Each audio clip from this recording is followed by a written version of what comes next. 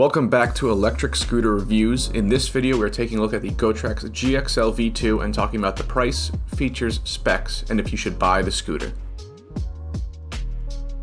The GXL V2 comes in at about $300, making it one of the lowest priced commuter scooters out there. For reference, I'm going to compare this to the big brother, the XR Elite, which tends to be about $100 more. Something to note here, with all GoTrax scooters there tends to be always some kind of deal running that drops the sticker price, so make sure to look out for those when buying. The GXL V2 touts one-touch folding, a digital display, and a powerful disc brake. I found the folding to be fairly easy, but there's definitely a learning curve.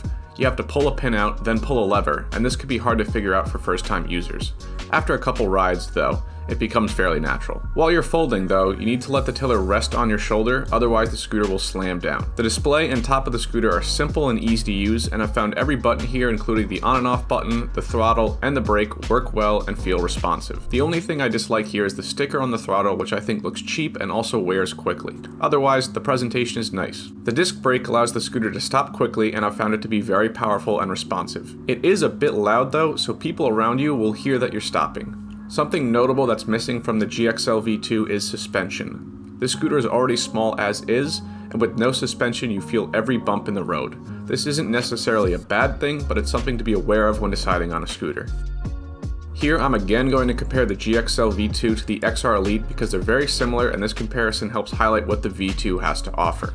The V2 has a 12-mile range and 250-watt motor, giving it less range and less power than the XR Elite. This turns into a benefit when it comes to the weight though, making the scooter lighter and easier to carry around. Both scooters go up to 15.5 miles per hour, making their rides feel pretty similar. Looking now at the scooters themselves, we can see the main difference is in the deck. The GXL V2 has a smaller deck which hosts a smaller battery. This makes the ride a little less stable and makes the scooter feel a little less substantial overall. The ride is still consistent, but if you've ridden an XR Elite, you'll notice that you have a little less inertia on the GXL V2. The GXL V2 is a super low-cost scooter, so you may be wondering if you sacrifice a significant amount of quality. For me, you don't. The scooter has a great ride and has a quality build. The only trade-off is with range and suspension. Higher cost scooters can take you further with a smoother ride, but if you just need to get around town or commute a short distance, the GXL V2 is a great option. Its small build and lightweight even become a benefit, making it easier to take around.